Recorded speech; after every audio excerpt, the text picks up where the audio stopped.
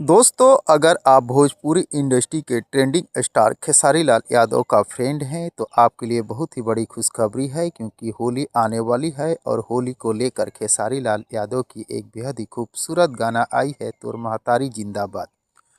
जी हाँ दोस्त, ये गाना बेहद ही खूबसूरत है क्योंकि सामने होली है और होली को देखते हुए इस गाने को लाया गया है।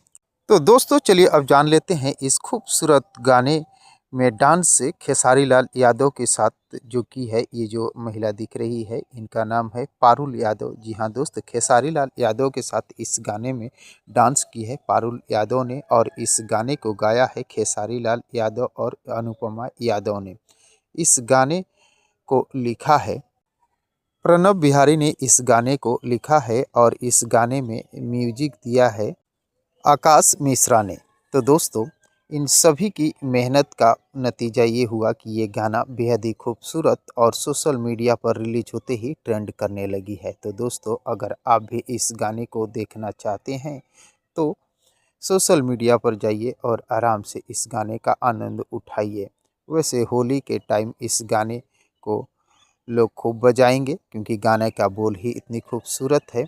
और तो दोस्तों, अगर ये जानकारी आप लोगों को पसंद आया हो तो प्लीज़ मेरे चैनल को सब्सक्राइब कर वीडियो को लाइक और शेयर करना न भूलिएगा। मिलते हैं इसी प्रकार के और एक नई वीडियो में, तब तक के लिए थैंक यू, धन्यवाद, जय।